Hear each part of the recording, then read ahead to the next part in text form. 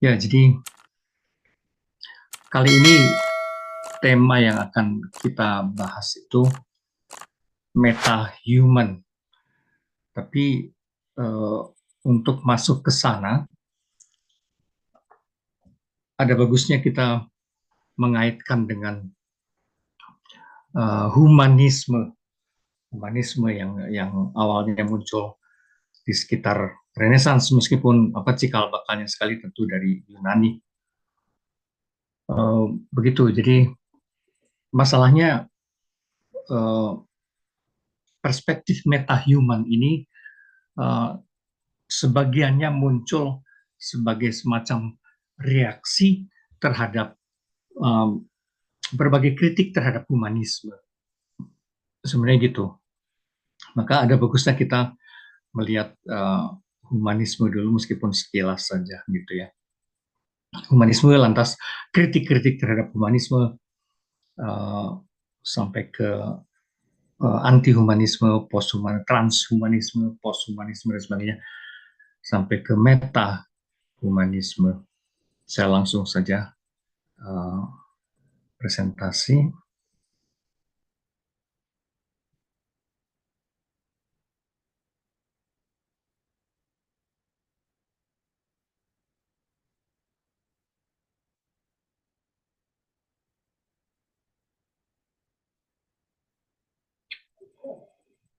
Ya, oke.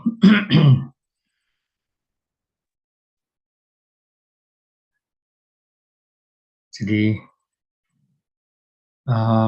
awalnya humanisme ini muncul sekitar abad 14-16 gitu.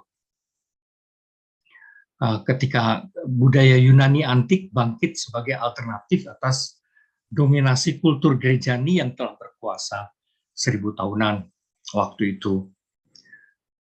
Juga sebagai reaksi atas berbagai skandal yang terjadi di dalam kehidupan gereja. Ya, jadi lama sekali Eropa sepanjang abad pertengahan itu kan dikuasai oleh gereja yang sifatnya itu teosentris. Teosentris, segala hal berpusat pada Tuhan gitu. Sedemikian sampai lama-lama terasa juga kekuasaan gereja itu menjadi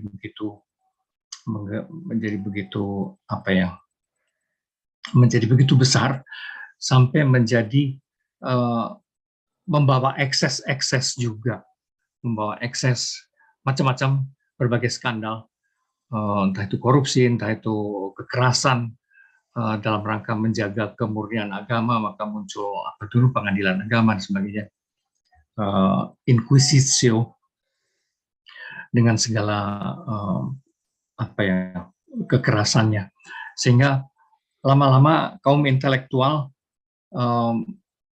awam khususnya muncul semacam mencari alternatif lain gitu ya, keluar dari frame gerejani, frame teosentris, kemudian masuk ke frame yang lebih antroposentris. Tapi memang itu ambigu, tidak sedemikian clear cut sih sebenarnya karena ini. Di sisi lain kebangkitan itu pun dimungkinkan justru karena gereja mengoleksi, menerjemahkan dan mengembangkan pemikiran Yunani antik.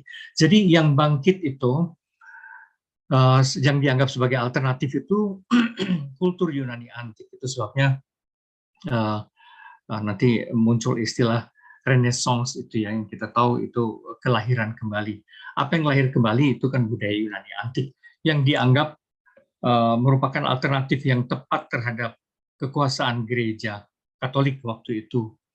Karena di Yunani ada penghargaan terhadap martabat manusia, terhadap kebebasan berpikir, ada demokrasi, ada penghargaan terhadap tubuh dan sebagainya, yang persis kontras dengan suasana abad pertengahan yang dikuasai gereja.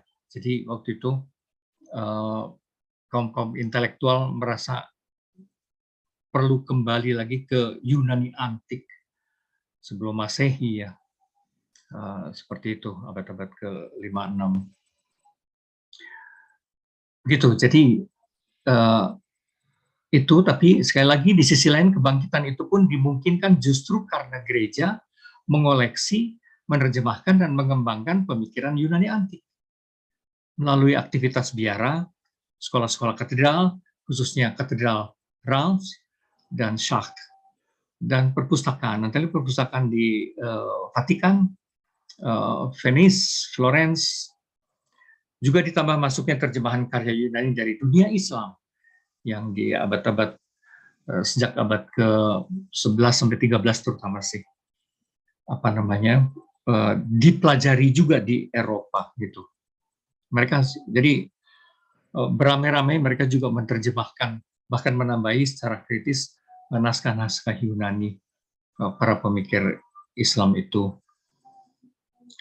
Nah, suasana itu melahirkan Akademia Plato Florentin di Florence atau Firenze yang didirikan oleh keluarga de Medici yang merupakan patron waktu itu, dan kemudian menimbulkan gelombang yang disebut humanisme Renaissance.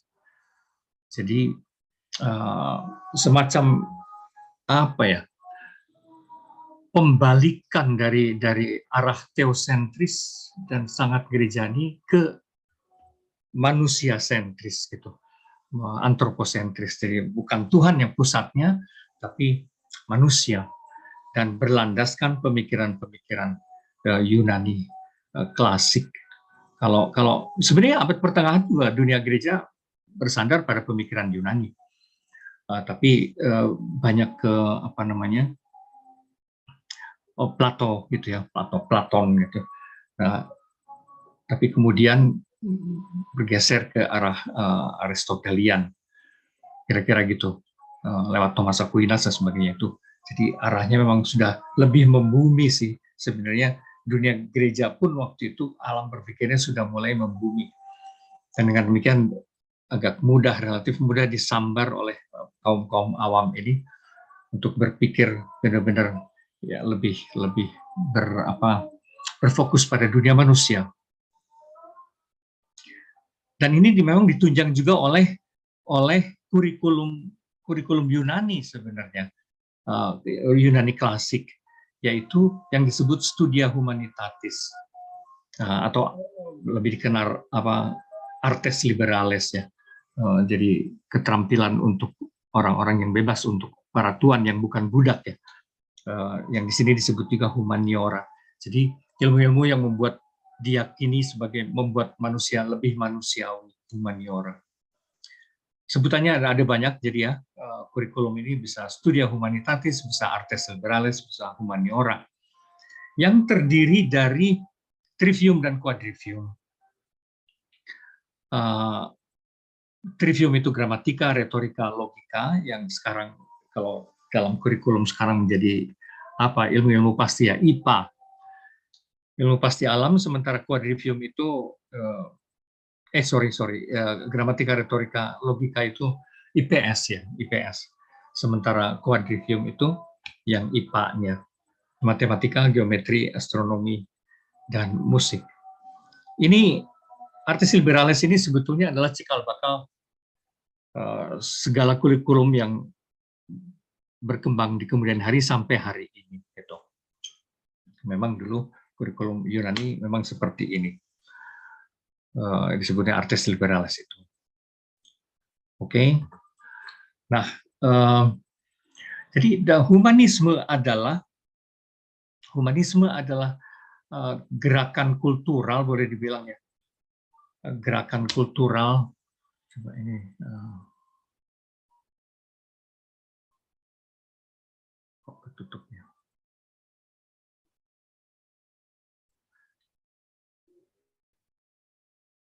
Oke, humanisme adalah gerakan kultural yang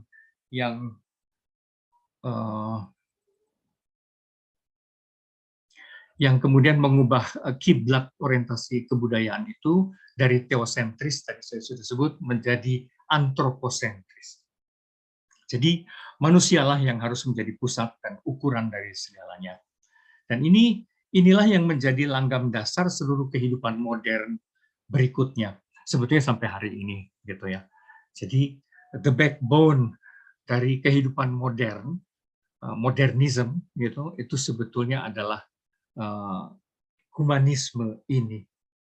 Humanisme yang awalnya bentuknya humanisme Renaissance, tapi kemudian nanti berkembang ke dalam aneka bentuk humanisme dan bahkan muncul kritik atas humanisme ini dan seterusnya. Belakangan saya akan uraikan itu. Tapi sebenarnya cikal bakalnya, pondasinya adalah di era Renaissance ini, yaitu humanisme, bahwa manusialah yang merupakan pusat dan ukuran segala-galanya. Gitu. Jadi jangan buru-buru bicara mengenai Tuhan, tapi start dulu dari manusia, gitu ya. Karena ya mereka sudah jenuh dengan terus-menerus berpusat pada Tuhan itu, sehingga sekarang membalik. Gitu. Nah, untuk sekedar memberi contoh cara berpikir tokoh-tokoh humanisme ini, saya kutipkan beberapa dari tokoh besarnya ya. Misalnya Pico della Mirandola, ya. Prinsip dia misalnya adalah manusia bukanlah binatang, bukan pula malaikat. Tidak fana, tidak pula abadi. Ia diberi bentuk oleh apa yang dipilihnya sendiri. Nah, ini menarik gitu. Waktu itu ini terasa segar dan baru karena biasanya kalau kita bicara mengenai manusia atau filsafat manusia yang sudah dibahas juga di Circle Indonesia ini, filsafat manusia itu ya kalau di abad pertengahan selalu dikaitkan kemudian dengan manusia adalah ciptaan Tuhan yang imago Dei dan seterusnya lah. Kalau abad pertengahan seperti itu, citra Tuhan dan seterusnya. Tapi kalau kaum humanisti atau biasa disebut dalam bahasa Italia umanisti, kaum humanisti ini nggak gitu. Manusia itu bukan binatang, bukan pula malaikat, ya, tidak fana, tidak pula abadi. Dia diberi bentuk oleh apa yang dipilihnya sendiri. Nah, itu saya kira itu juga semangat kemodernan gitu, bahwa hidup manusia itu mau menjadi apa, itu terserah kita sendiri yang membentuknya gitu. Nah, seperti itu saya kira langgam dasar kemodernan sampai hari ini juga. Lalu Giannozzo Manetti dia bilang jika kehidupan surgawi itu dianggap ideal, maka kehidupan dunia ini haruslah diubah agar menjadi semakin surgawi. Jadi bukan dua hal yang karena sebelum-sebelumnya dalam atmosfer kekristenan abad pertengahan itu selalu ada kesan seakan-akan dunia ini keterkutukan kita gitu ya. Karena ada cerita mengenai kejatuhan lah gitu dari Firdaus seperti dikutuk untuk hidup di bumi ini. Dan kesannya dunia ini sumber dosa lah semacam itu. Tapi ya orang-orang humanis ini melihatnya lebih positif. Dan jika kehidupan surgawi memang dianggap ideal, maka kehidupan dunia ini ya harus diubah saja menjadi semakin surgawi. Gitu. Nah, jadi apa salahnya dengan begitu? Gitu ya. Lalu Marsilio Ficino, jiwa yang rasional memiliki keagungan, keabadian dan keterbatasan. Gitu ya. Jadi kalau di abad pertengahan itu kesannya cenderung murung ya terhadap kehidupan, terhadap kodrat kemanusiaan, sebagainya. Ini justru lebih cerah, lebih optimistik yang melihat kemampuan manusia maupun dunia yang bisa diubah oleh manusia, dan sebagainya. Gitu. Sementara ini Giambattista Vico dia sebenarnya semacam membandingkan antara zaman dulu tuh metafisika rasional dan kemudian metafisika imajinatif. Itu seperti kalau sekarang mungkin bisa dibayangkan antara sains dan seni gitu kira-kira kayak gitulah. Dulu istilahnya memang belum ada tuh sains. Oke, jadi dia bilang metafisika rasional itu mengajarkan bahwa dengan memahami segalanya manusia menjadi segalanya. Sementara metafisika imajinatif mengajarkan bahwa dengan tidak memahami segalanya, manusia menjadi segalanya. Metafisika rasional melambung ke hal yang universal. Ya. Metafisika imajinatif mengajarkan bahwa tidak memahami segalanya, manusia menjadi segalanya. Metafisika rasional melambung ke hal yang universal. Seperti zaman sekarang sains itu bicara tentang yang universal. Metafisika imajinatif, seni, adalah kemampuan puitik yang harus terjun menyelami kedalaman hal yang partikular justru. Dan dengan demikian ada balance gitu ya antara science and art. Gitu. Nah, hal semacam ini yang dan kemudian kita tahu di era Renaissance bersamaan dengan munculnya kaum humanisme ini memang berkembang pula seni yang awalnya tubuh itu aurat itu betul-betul ditutup semua gitu di era abad pertengahan itu. Abad pertengahan. Maka Renaissance itu persis terbalik. Jadi kayak gini ya. Ini yang atas kiri ini kan era abad lukisan abad pertengahan ya. Di mana aurat dan apa semua juga statis sekali kesannya gitu. Berjubah semua gitu. Dan statis gitu. Nah, yang bawah ini Renaissance sangat dinamis, bahkan bugil adamnya gitu ya. Dan ini bikinan siapa namanya? Kita tahu Michelangelo, yang satu lagi Leonardo da Vinci. Dan itu bukan tidak senonoh, tapi itu cara orang-orang di saat itu menghargai kebertubuhan sebagai sesuatu yang positif ya. Begitu. Oke, nah perkembangan selanjutnya, perkembangan humanisme ini memang saya agak cepat di sebelah sini karena bukan poin saya, ini hanya mengantar saja ke arah meta-human. Ya, sejak abad 16-an gitu, humanisme Renaissance ini berkembang, tekanannya menjadi berbeda-beda. Jadi muncul berbagai gerakan humanistik lain yang tekanannya berbeda-beda, kendati masing-masing bermaksud mengartikulasikan makna humanitas atau kodrat manusiawi. Masing-masing juga gitu ya. Mereka juga sama-sama mau merumuskan tujuan kepenuhan hidup manusia, tolok ukur kemajuan keadaban moral manusia, tapi toh arahnya jadi berbeda-beda. Jadi tidak selalu disebut humanisme atau menyebut dirinya humanisme di kemudian hari itu, tapi sudah jelas arah mereka memang humanistik, hanya tekanannya berbeda-beda. Jadi ada humanisme Kristiani, di situ ada Erasmus dari Rotterdam yang membuat buku Praise of Folly yang mengkritik dogmatisme, ritualisme, dan klerikalisme gereja dan menekankan penghayatan iman personal. Tapi juga ada Thomas More yang kita tahu dia menciptakan semacam fiksi filosofis utopia yang mengkritik monarki dan kapitalisme yang dianggap tidak adil. Gitu, maka dia melukiskan masyarakat yang ideal dalam ceritanya itu. Ya, itu humanisme Kristiani. Lalu ada humanisme Protestan. Itu juga muncul kemudian yang melepaskan diri dari gereja Katolik dengan ya kita tahu apa prinsipnya secara garis besarnya sekali sola scriptura, sola fide, sola gratia kalau versi dari Martin Luther dan seterusnya. Bahkan kalau menurut Max Weber ini Protestantisme seperti ini yang kemudian khususnya yang Calvinistik yang melahirkan kemodernan kapitalistik ya. Kita tahu Max Weber menulis buku The Protestant Ethics and the Spirit of Capitalism.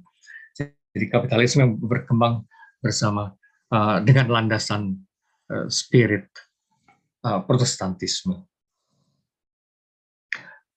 Ya, itu humanisme Protestan itu memang tidak selalu disebut humanisme Protestan, tapi Protestantisme itu di baliknya langgam dasarnya juga humanistik. Ya.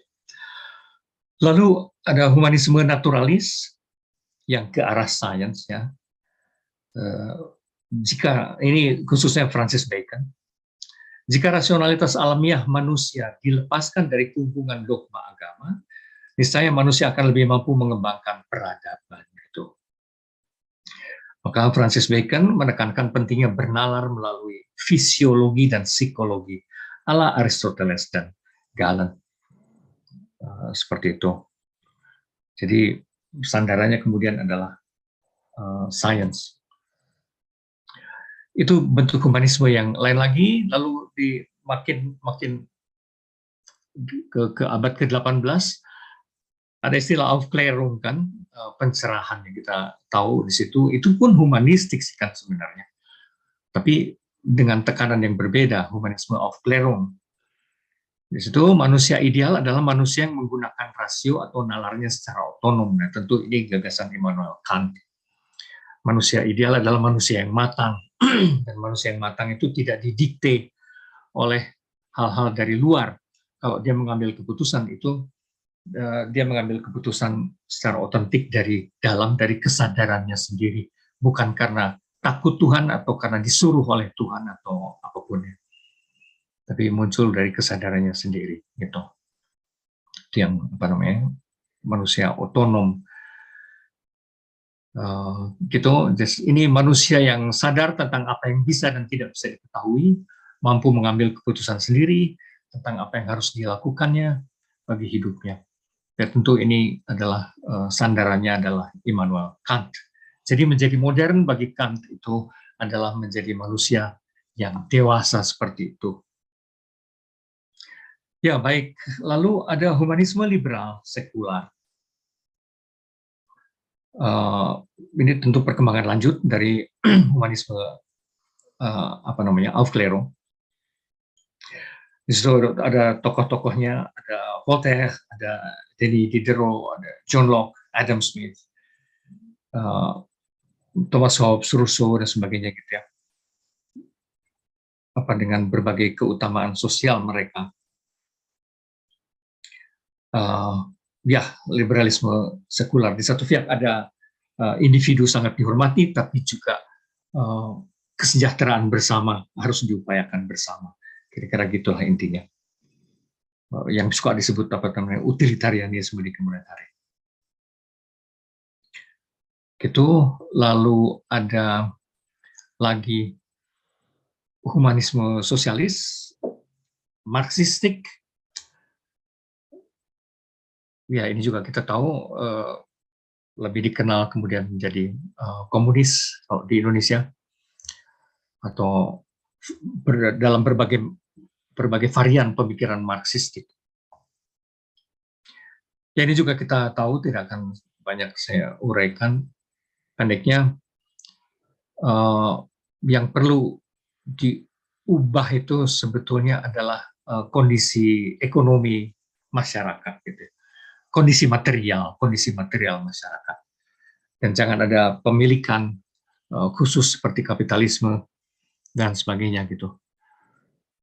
Sedemikian sehingga akan terjadi masyarakat yang tanpa kelas, dan dengan demikian dibayangkan akan sejahtera. Meskipun jatuhnya sampai hari ini, ya paling China yang akan menuju sesuatu yang seperti lebih positif, tapi yang lain-lainnya seperti Korea Utara, Kuba, dan sebagainya, bahkan dulu Rusia tidak memperlihatkan ideal yang memikat sih ya, praktik-praktik sosialis seperti ini.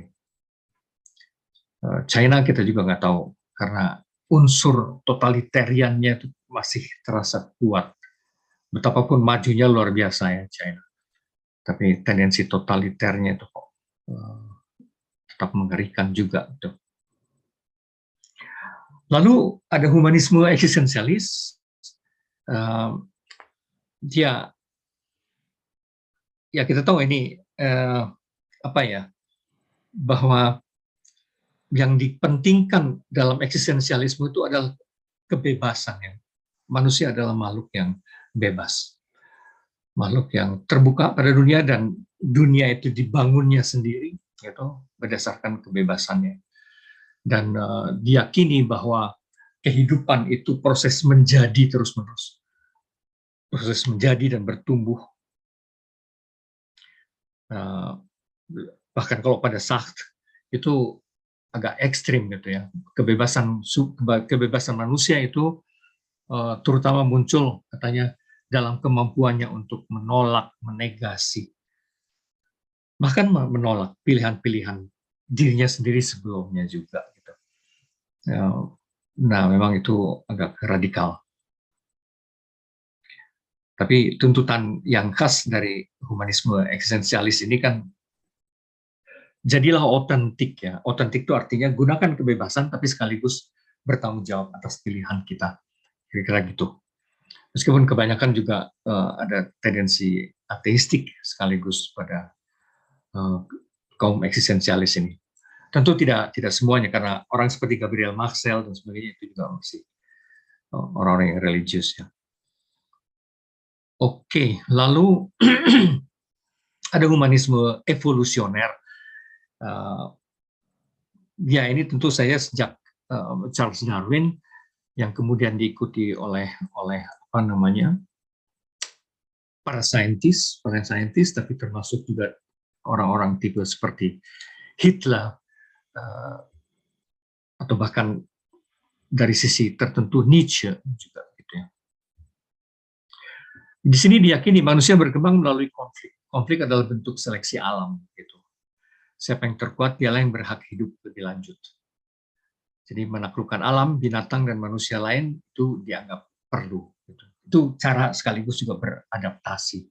Dan cara alam itu sendiri menseleksi mana yang paling tahan untuk berlanjut gitu sebagai spesies. Nah, Hitler juga percaya itu, maka ya jadi dan dia merasa bangsa Jerman itu bangsa yang super, maka ya dia merangsek ke segala arah untuk menginjak segala bangsa lain, negara lain gitu, karena diyakini bangsa Jerman lah yang akan mampu menjadi tumpuan kemajuan peradaban dulu seperti itu. Tapi tipe-tipe humanisme evolusioner ini apa namanya diam-diam sebetulnya yang merupakan langgam yang dihayati oleh para saintis gitu ya, humanisme evolusioner ini. Dalam arti ini sekurang-kurangnya bahwa evolusi itu akhirnya bekerja ke arah melampaui segala keterbatasan manusia. Bagaimana menjadi immortal gitu ya. Bagaimana manusia menjadi abadi, semakin lebih cerdas, secara fisik makin lebih kuat gitu. Pendeknya menjadi homo deus kalau pakai istilahnya Harari. Itu tuh bagaimanapun langgam dasar para saintis ya, eksplisit maupun implisit gitu. Itu humanisme evolusioner dalam arti itu. Kata kuncinya itu bagaimana melampaui. Oke, baik itu. Nah, sekarang kita melihat kritik atas humanisme. Kritik atas humanisme. Di akhir-akhir abad 20 bermunculan kritik atas humanisme. Ini yang sebagiannya juga dilontarkan oleh para filsuf postmodern. Jadi begini, prinsip umum humanisme itu manusia adalah pusat, subjek, dan patokan utama dalam menilai segalanya. Nah, maka muncullah kritik-kritik dari berbagai arah, dari refleksi-refleksi lebih lanjut. Kebanyakan memang dari itu, entah itu postkolonialisme, entah itu postmodernisme. Tapi kalau dirinci kira-kira begini, pertama, berbagai versi humanisme memang sempat merupakan evolusi penting dalam menentang penindasan, kebodohan, tirani, tahayul, serta anarki materialisme. Serta mempromosikan kebebasan dan martabat manusia.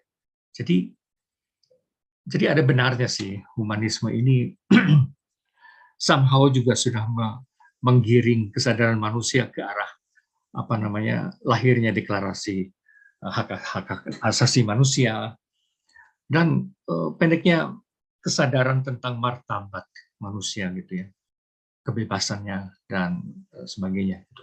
Kemampuannya untuk membentuk sendiri dunianya, itu memang sebagian besar juga di semacam efek dari berbagai macam gerakan humanisme sejak Renaissance itu. Dari situ sih dia evolusi, memang evolusi gitu ya. Karena dulu kan di abad pertengahan nyawa manusia itu kan seperti nggak terlalu berharga gitu ya. Atas nama Tuhan manusia bisa diinjek-injek, disiksa, dibantai sedemikian. Nah, tapi sejak muncul humanisme, pelan-pelan kekerasan terhadap manusia itu bagaimanapun juga agak berkurang. Yang bicara banyak mengenai bagaimana ini merupakan evolusi adalah antara lain Steven Pinker ya. Ketika kemodernan dikeroyok dan dikritiki oleh kaum pemikir postmodernis, Steven Pinker membela dan antara lain juga mengangkat hal itu ya, bahwa bagaimanapun kesadaran atas martabat manusia, atas tendensi pentingnya anti kekerasan dan sebagainya, itu tuh bagaimanapun menjadi makin lebih baik, kata dia. Makin kesini itu toh makin berkurang gitu, dibanding dengan abad pertengahan misalnya, kekerasan itu. Itu secara garis besarnya. Baik, itu satu positifnya gitu ya. Kedua, di pihak lain, kerangka humanisme nyatanya telah mengakibatkan dominasi Barat juga atas berbagai belahan bumi lain. Nah, bukan kebetulan bahwa idealisme itu telah mendorong terjadinya kolonialisme dan imperialisme. Jadi memang halnya memang tidak sedemikian hitam putih gitu ya. Karena humanisme ini sudah mengakibatkan juga dominasi dunia Barat. Dan akhirnya juga itu bergulir ke arah kolonialisme dan imperialisme yang pada gilirannya melahirkan westernisasi di segala lini. Kolonialisme dan imperialisme dihayati oleh para pelakunya sebagai white man's burden. Jadi ini beban kaum kulit putih konon gitu kan ya, untuk memanusiakan segala bangsa lain yang mereka anggap belum modern atau kurang beradab gitu. Jadi manakala kita ngamuk-ngamuk, marah-marah ke para kolonial itu atau juga misionaris mungkin, itu justru menganggap segala yang mereka lakukan itu pengentasan, penyelamatan, tanggung jawab, beban tanggung jawab gitu ya, untuk memperadabkan monyet-monyet di luar bangsa Barat, itu kesannya gitu ya. Jadi seperti itu. Iya, memang jadi terbalik-balik gitu ya. Sementara faktanya mereka justru banyak kali memperbudak, memeras justru negara-negara yang dijajahnya. Tapi mereka menghayatinya sebagai beban tanggung jawab orang kulit putih untuk memanusiakan gitu bangsa-bangsa lain, memodernkan bangsa-bangsa lain. Atau kalau pakai istilah agama, menyelamatkan, membawa keselamatan gitu ya. Meskipun dalam kasus kayak Amerika Latin ya menyelamatkan bagaimana ya, budaya orang-orang Indian di Amerika Latin rusak gitu kan oleh Kristianitas, oleh kekatolikan gitu. Bahkan nama-nama mereka juga semua menjadi nama-nama Spanyol. Jadi seperti itu, bagaimana ya itu tuh situasinya.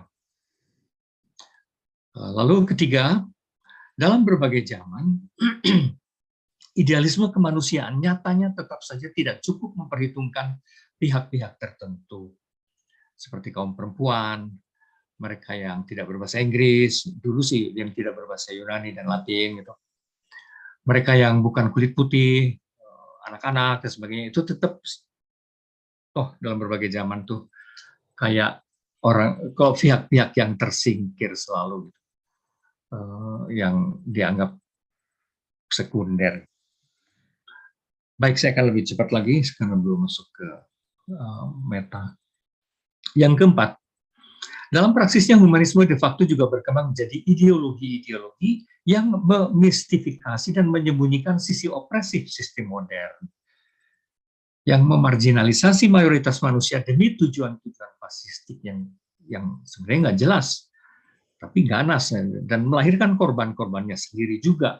Karena kalau kita bicara kemodernan itu apa, yang muncul di kepala kan bisa juga Nazi misalnya, atau kapitalisme yang sedikit lebih jinak dan lebih menarik, sosialisme Marxis tadi dengan kontrol total gitu, atau hegemoni negara-negara adik kuasa yang berperan seakan-akan sebagai polisi hak asasi manusia gitu ya, kayak Amerika lah gitu, atau negara-negara Barat. Jadi ya mereka seperti mengatasnamakan humanisme, cuma sekaligus juga sangat opresif sih, gitu.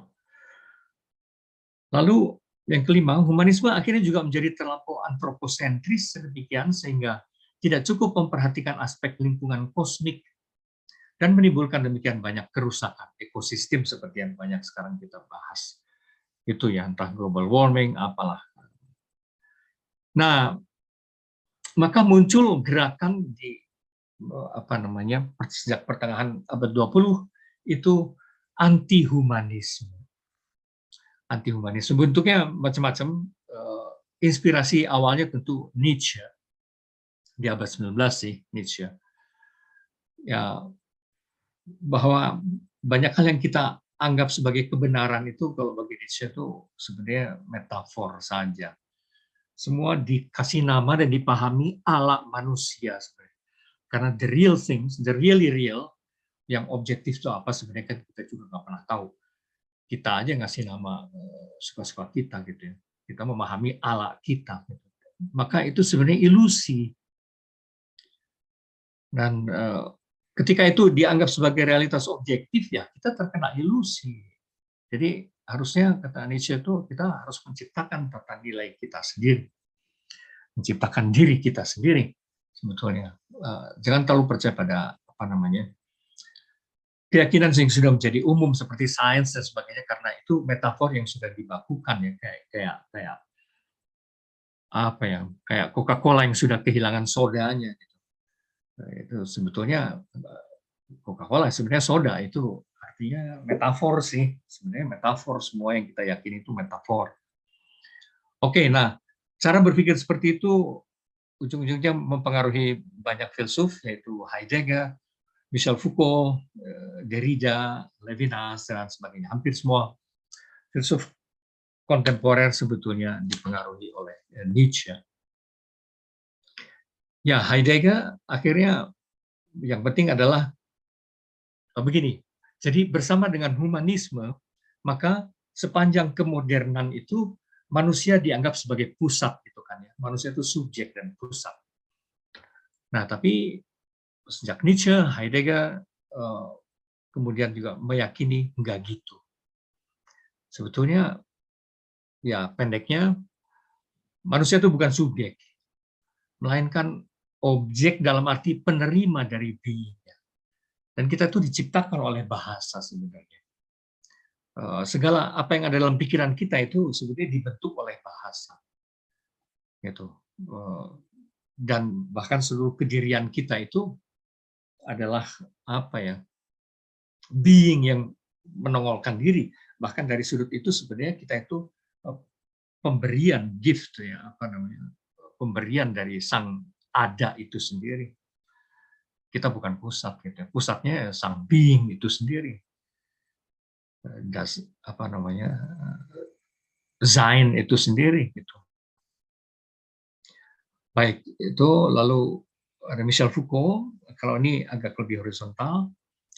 Dia bilang humanisme hanyalah gramatika diskursus yang berkuasa di dunia barat sejak Renaissance. Dan akan hilang itu karena itu cara bicara orang barat aja gitu ya. Yang bagaimana dia membahasakan dirinya, bagaimana dia memposisikan dirinya dalam alam semesta. Tapi begitu kita ngelihat dari berbagai sudut lain, ya itu juga humanisme sebagai wacana itu juga akan akan hilang gitu ya. Oke, lalu Derrida, konsep manusia sebagai subjek itu hanya efek jejak diferensial wacana barat, karena ada objek, mencari objektivitas, maka manusia itu subjek. Tapi cara berpikir begituan itu, cara berpikir diferensial semacam itu, biner, oposisi biner itu, ya kemudian didobrak oleh Derrida. Karena sebetulnya mana yang dianggap pusat di dalam oposisi biner itu kan bisa dibolak-balik aja sih sebenarnya. Subjek objek, materi rohani, ya itu mah tidak ada kemutlakan di situ, bisa tergantung pada kepentingan tertentu kita menekankan si subjek, pada kepentingan yang lain kita menekankan objek, dalam konteks sesuatu konteks kita menekankan materi, dalam konteks yang lain kita menekankan yang imaterial, yang ruh dan sebagainya. Itu hanya efek jejak diferensial aja gitu. Nah, pada Levinas barangkali ini juga lebih menarik dan mungkin lebih jelas sih kritiknya. Karena siapa aku bagi dia itu selalu ditentukan oleh manusia yang lain, oleh lian. Humanitas adalah proses menjadi yang tak pasti, tergantung berhutang pada lian. Nah, liannya itu ya bisa macam-macam sih sebenarnya pada akhirnya. Tergantung kita membandingkan diri dengan apa. Kita bisa membandingkan diri dengan benda tentu saja, dan kita bukan benda. Kita bisa membandingkan diri dengan binatang. Liannya itu binatang. Nah, kita bukan binatang. Kita membandingkan diri liannya itu tanaman. Kita bukan tanaman, kita lebih dari tanaman. Terus kalau aku itu bandingannya adalah orang lain. Liannya adalah orang lain. Dan dari reaksi-reaksi orang lain itu saya menyadari siapa diri saya sendiri. Jadi kita menemukan diri selalu in terms of the other, gitu ya. Other-nya itu apa? Bisa macam-macam. Gitu. Lian itu pusatnya. Dengan demikian bukan saya. Saya menyadari siapa saya selalu melalui yang lain, apapun itu, yang lain itu. Baik, ini cepat sekali kritik-kritik anti-humanisme yang kemudian berkembang bersama dengan perkembangan teknologi yang semakin cepat dan gila-gilaan, dan semakin bukan hanya makin cepat, tapi makin merangsek masuk ke dalam diri kita. Jadi teknologi bukan lagi sesuatu yang di luar yang kita pakai, tapi dia menjadi partner di samping kita, partner kita, tapi lama-lama bahkan masuk ke dalam diri kita lewat teknologi nano, computer interface dan sebagainya. Itu menjadi bagian dari organ kedirian kita gitu. Sesederhana kalau kita pakai jam yang sekarang itu bisa mengukur detak jantung kita, tekanan darah kita dan sebagainya, lantas dia kasih peringatan kepada kita karena ada AI di situ. Jadi dia akan lebih pintar dari kita gitu ya. Gawai-gawai yang kita miliki itu sepertinya lebih pintar dari kita. Dia mengingatkan kita. Dan dalam arti itu, mesin itu sudah menjadi bagian dari konstruksi kedirian kita.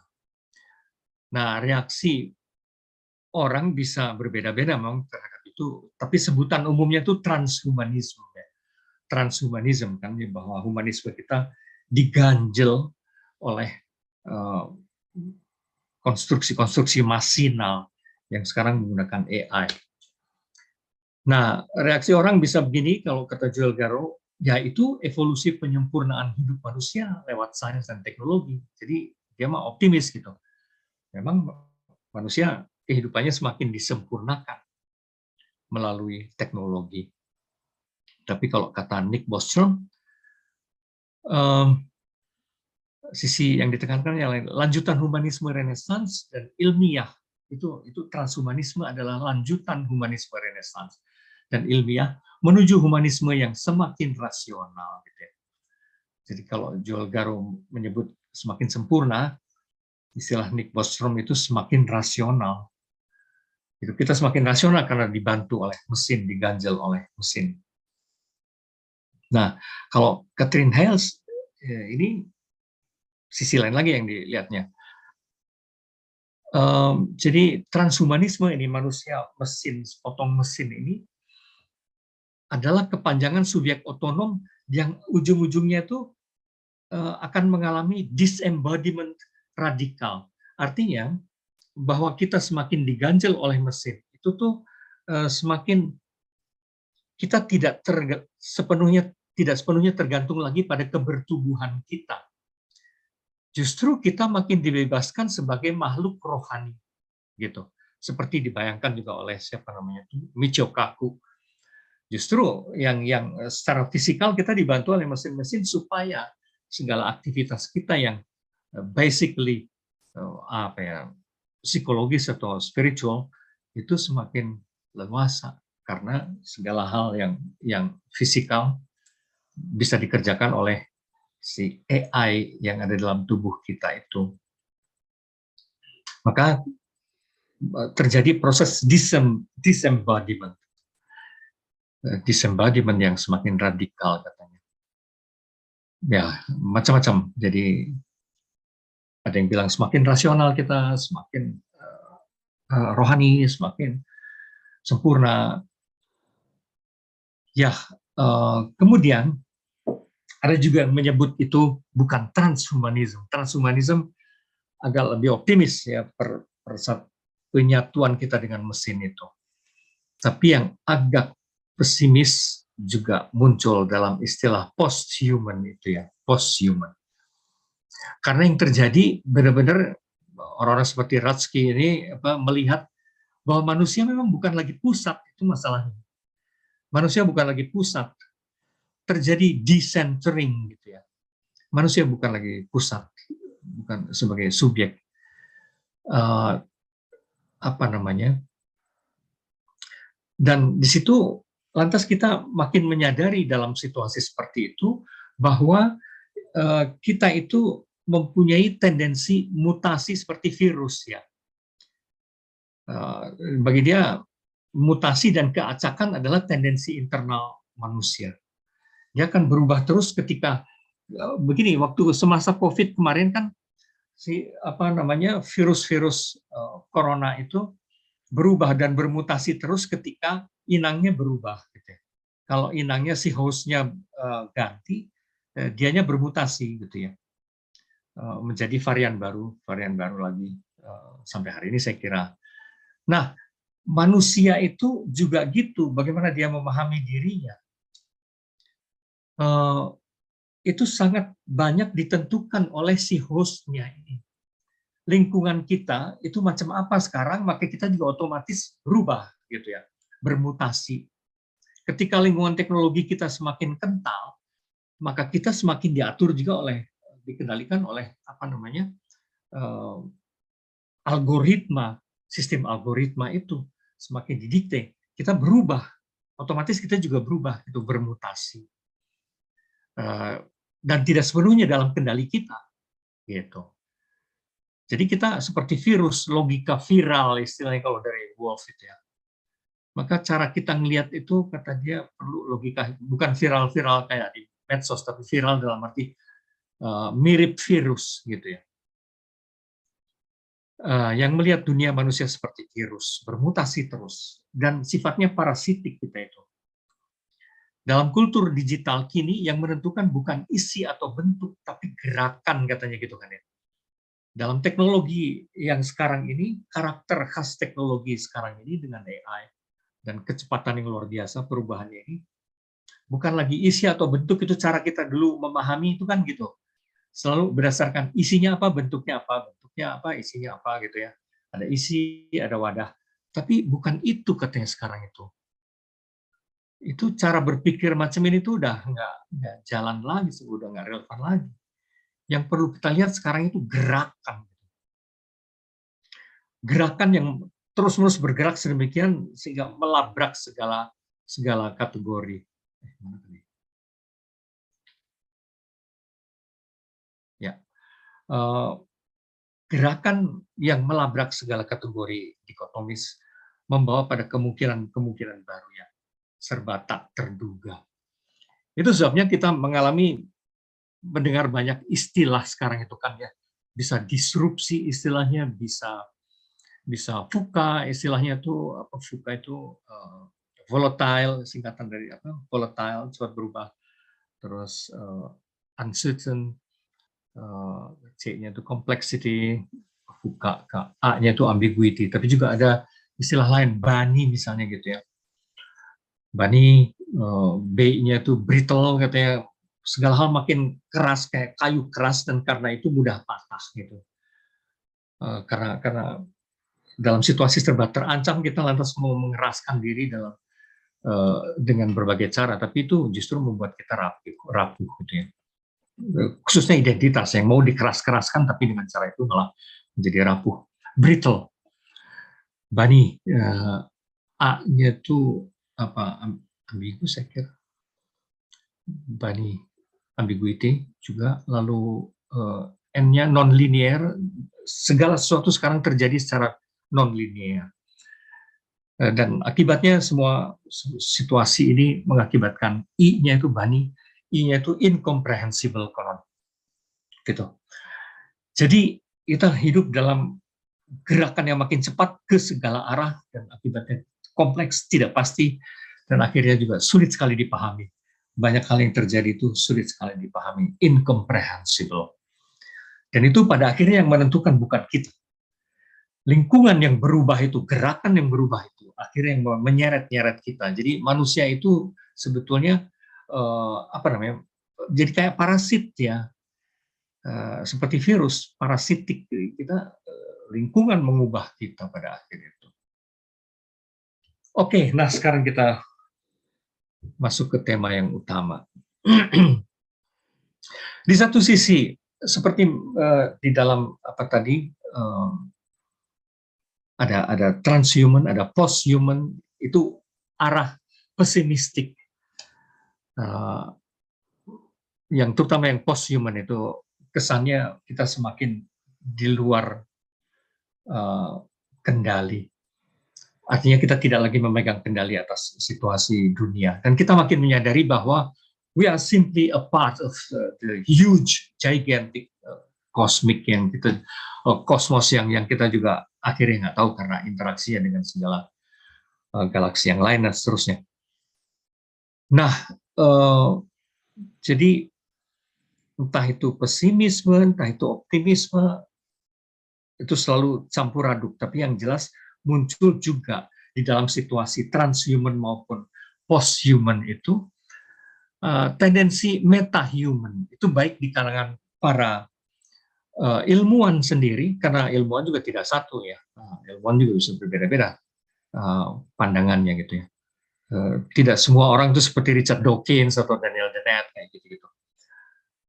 Jadi ya berbeda-beda. Ada juga orang saintis atau saintis visioner yang akhirnya menangkap dimensi yang sudah lama agak tersisih, yaitu transendensi. Sudah lama terabaikan, tapi justru sekarang ini justru dalam aneka perubahan transhumanistik maupun posthumanistik itu orang berpikir ulang sebenarnya.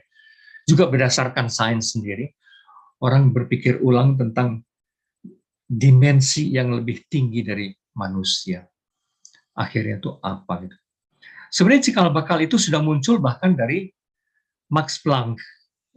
Artinya ilmuwan yang tidak kepalang tanggung ya, sekaliber Max Planck dari fisika. Dia sebenarnya sudah mencium sesuatu kan. Dia bilang, saya menganggap bahwa kesadaran itu pada akhirnya mendasar sekali. Bahkan materi itu sebetulnya hanya berasal dari kesadaran sebetulnya. Nah, untuk seorang fisikawan yang seperti sekaliber Max Planck, omongan seperti ini tuh mengejutkan kan, dan ya visioner sekali gitu, karena biasanya fisikawan itu kan ya ada tendensi kuat sekali ke arah materialisme saja gitu. Tapi dia enggak, dia materi itu bahkan logisnya sih muncul dari kesadaran. Dan kita tidak bisa tahu lebih jauh dari di balik kesadaran itu akhirnya apa gitu. Masalahnya karena apapun yang kita percakapkan, apapun yang kita anggap sebagai ada, itu tuh mengandaikan kesadaran. Jadi segala klaim kita, segala definisi yang kita temukan lewat hitungan segala macam itu, at the end of the day, itu ultimately itu based on postulates consciousness gitu ya. Sebetulnya mengandaikan adanya kesadaran. Kesadaran itu yang salah satu yang paling mentok sebenarnya. Nah, apa ini kesadaran? Tetap itu suatu misteri besar sekali.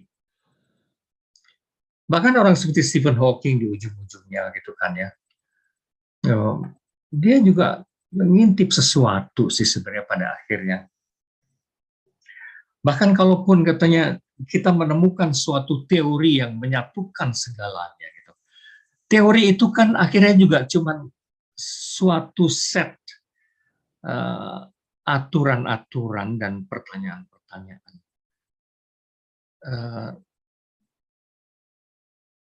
Tapi yang jadi penting di situ akhirnya adalah apa yang menghembuskan kehidupan di balik rumusan itu, di balik persamaan-persamaan itu. Oh ini kayaknya salah, saya ngutipnya bukan rules and questions tapi equations. Equations. Jadi hanya bagaimanapun hanya prinsip-prinsip, aturan-aturan dan persamaan-persamaan matematis gitu.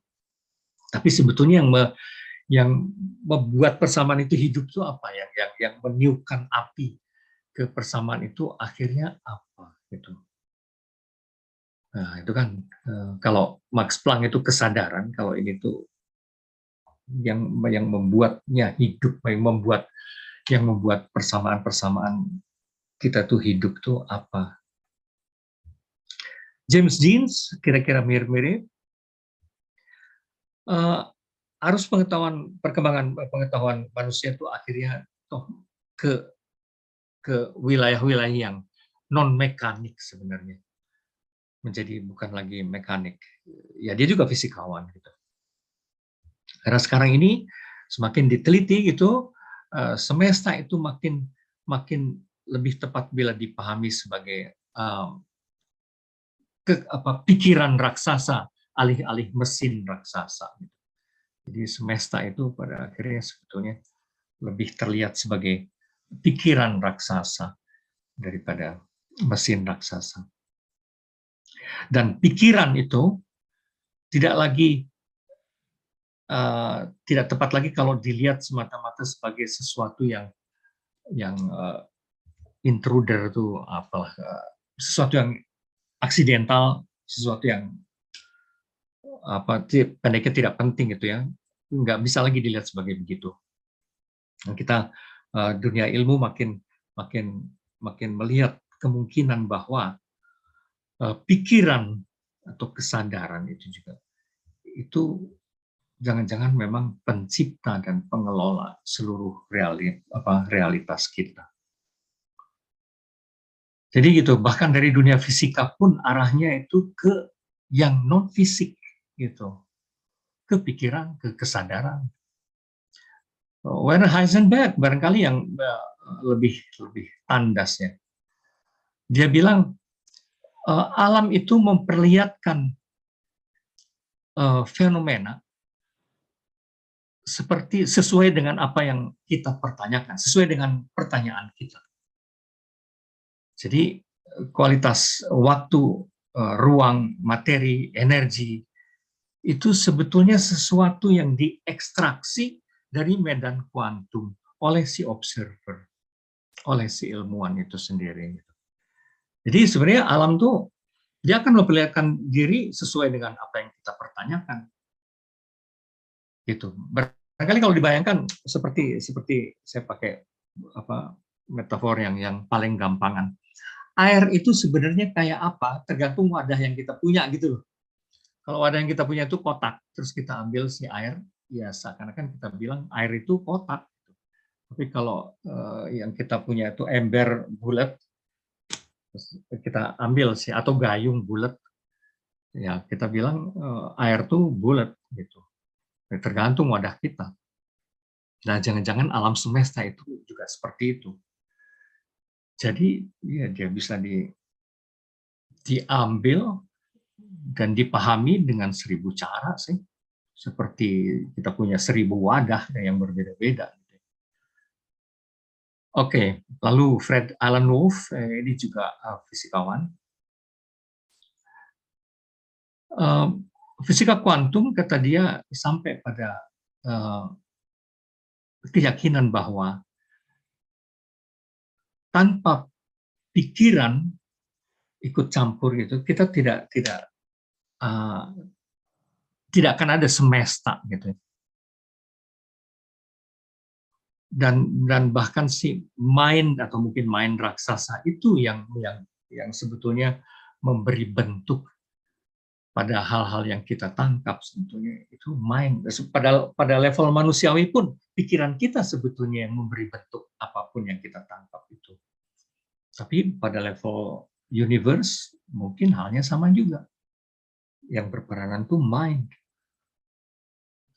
Rupert Sheldrake dari microbiology, dia bilang bahwa di alam semesta ini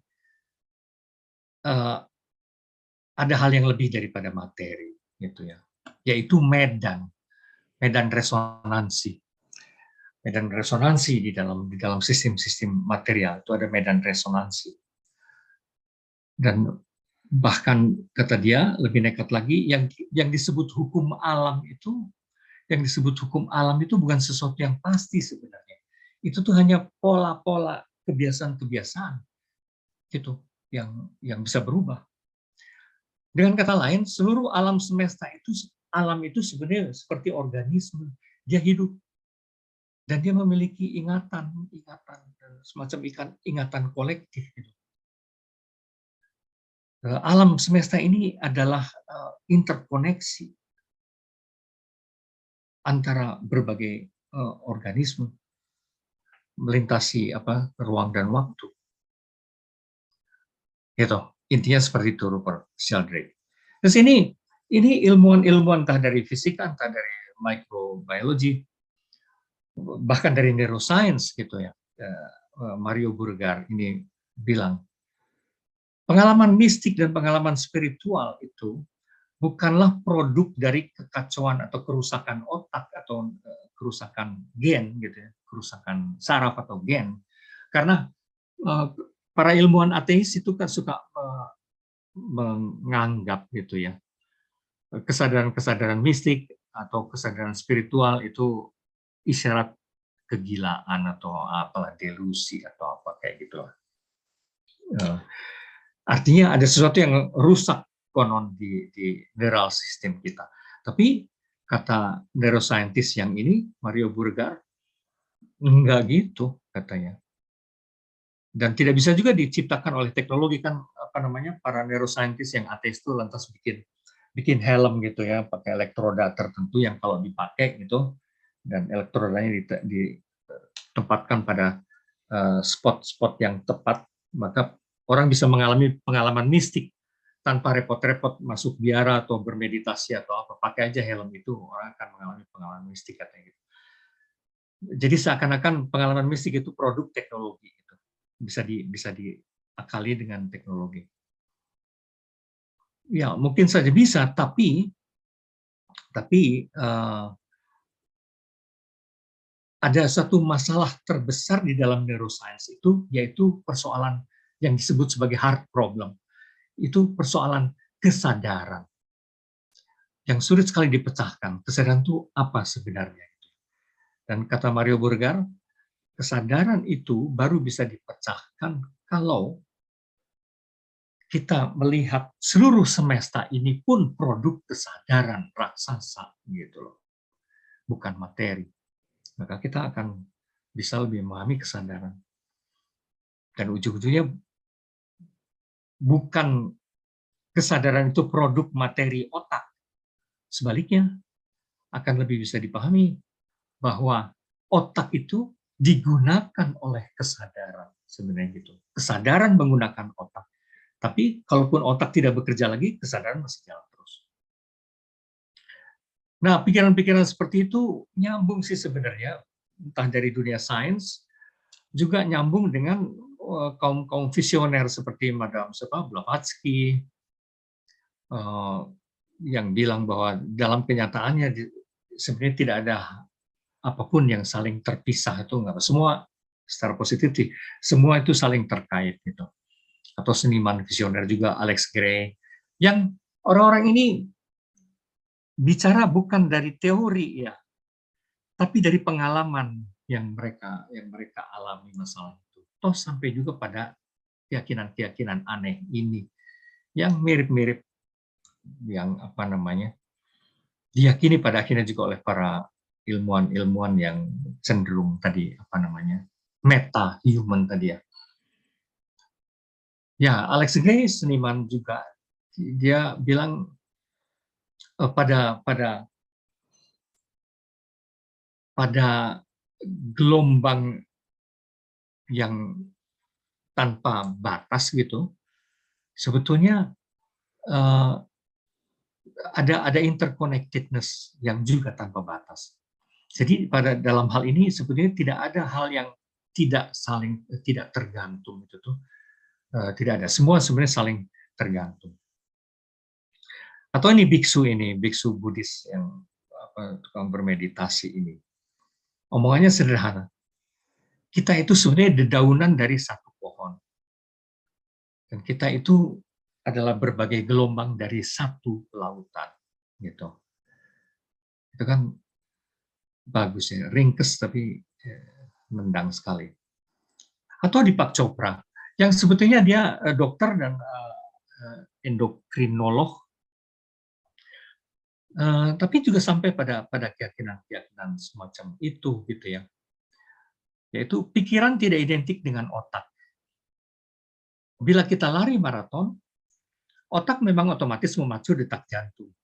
Tapi yang memutuskan untuk lari adalah kita, I, manusia, si pengguna otak, bukan otak itu sendiri, gitu ya.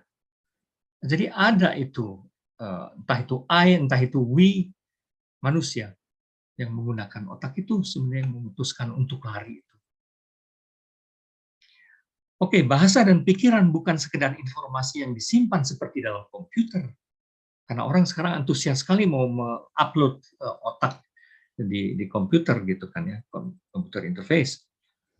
Tapi dia bilang bahasa dan pikiran bukan sekedar informasi yang disimpan seperti dalam komputer. Manusia, khususnya para ilmuwan, penyair, para filsuf, memainkannya secara kreatif, misalnya memainkan informasi itu secara kreatif, bukan hanya merepresentasikan atau memotretnya. Kita, manusia yang berdebat dan memutuskan untuk mencari kebenaran, untuk berbuat apa, untuk mencintai siapa, dan sebagainya. Di dalam tindakan-tindakan semua itu, informasi kita permainkan. Gitu. Kita permainkan di foto-foto ya informasi lebih tepatnya gitu, representasi itu kita permainkan secara kreatif. Dan kemudian menjadi keputusan-keputusan, menjadi motivasi-motivasi. Baik, lalu masih lagi, kesadaran manusia terus-menerus mencipta dan naik ke komitmen nilai lebih tinggi, ke keadaban yang lebih desirable, ke kesadaran kolektif meta-human kalau istilah yang kita pakai tadi. Bagaimanapun arus besarnya itu makin ke kesadaran. Meskipun proses ke situ tuh tidak selalu mulus gitu ya, selalu ada kalau tahapan next level itu selalu ada krisisnya. Seperti anak-anak yang masuk ke tahap akil balik terus ke tahap dewasa selalu ada krisisnya. Tapi overall sebenarnya peradaban manusia itu naik ke level yang lebih tinggi, ke yang nilai yang lebih tinggi, yang lebih desirable, yaitu ke meta-human. Masalahnya, kita sering terperangkap dalam prasangka, selfish, terpenjara oleh dunia virtual yang kita buat sendiri, virtual dalam arti luas. Yang kita anggap normal, seakan hal terpenting adalah survival misalnya sekarang itu. Padahal barangkali urusannya lebih dari sekedar survival. Oke, seluruh kesadaran pada manusia maupun binatang adalah bagian dari kesadaran kosmik, diyakini begitu. Jadi kesadaran-kesadaran kita, it's a part of the cosmic consciousness. Setiap kesadaran individu kita sebenarnya adalah bagian dari kesadaran raksasa itu. Yang memang senantiasa mencipta juga seperti kesadaran kita. Mencipta melalui kita. Mencipta berbagai cerita, berbagai penjelasan tentang dirinya, dan sebagainya, terus-menerus. Nah, hukum alam sebenarnya hanyalah model matematis konsep kita tentang kinerja alam. Oke, tadi saya sudah menyentuh bahwa dalam tahapan menuju peradaban lebih tinggi itu selalu ada tendensi penghancuran juga. Tapi penghancuran diri memang bagian dari kodrat kita. Tapi penciptaan diri, self-creation itu jauh lebih kuat daripada agresi penghancuran diri. Itu yang diyakini oleh Deepak Chopra. Dan menurut saya itu menarik. Ada ilmuwan yang lain yang visioner juga, tapi ini juga sebenarnya fisikawan, Peter Russell. Dia bilang it's a paradox ya. Memang suatu paradoks. Tanpa kesadaran tidak ada sains. Tapi sains tidak tahu harus ngapain dengan kesadaran itu. Dia tidak bisa paham kesadaran itu apa, gitu loh. Jadi kesadaran melahirkan sains, tapi sains nggak paham kesadaran itu apa. Saya suka pakai metafor, mata pengen lihat mata, tapi ya tanpa cermin ya, susah gitu. Mata pengen lihat mata, sebenarnya mata itu apa? Oke, masih ada beberapa, sedikit lagi. Experiments in quantum physics in fact shows that simply looking at something as tiny as an electron changes its properties while we are watching it. Jadi bahkan tindakan kita melihat aja, mengamati aja si elektron yang super kecil itu, level subatomik, itu sudah tindakan kita mengamati itu sudah mengubah konon karakter si elektron itu. Jadi dengan kata lain, setiap observasi itu sebetulnya suatu proses penciptaan. Gitu. Oke. Lalu berlanjut, when we form heart-centered beliefs within our bodies, in the language of physics, we are creating the electrical and magnetic expression of them as waves of energy, which aren't confined to our hearts or limited by physical barrier of our skin and bones. Jadi kalau kita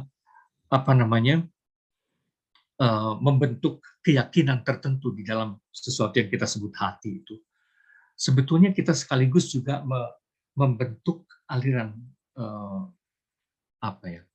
medan elektromagnetik itu yang ngefek keluar kita. Jadi apapun yang kita yakini sebetulnya berpendar keluar dan membawa, istilah popnya tuh, menciptakan vibes keluar gitu. Jadi sebetulnya sikap-sikap batin kita berefek ke setiap saat, setiap detik itu berefek ke sekeliling kita. Atau dengan kata lain lagi, perasaan, kalau tadi disebutnya sikap batin ya, perasaan itu adalah bahasa, kata Greg Braden itu, bahasa yang berkomunikasi dengan pola ilahi, dengan matriks ilahi. Perasaan itu sebagai bahasa komunikasi dengan matriks ilahi itu. Kalau bahasa puitiknya Rabindranath Tagore, bagus gitu kan, aliran kehidupan yang menelusupi nadi kita siang dan malam adalah aliran yang sama yang menghembuskan debu-debu di bumi dan meniup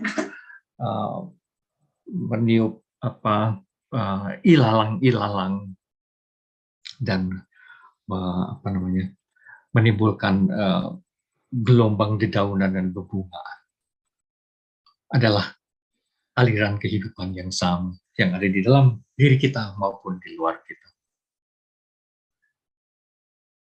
Baik, saya kira itu saja dulu.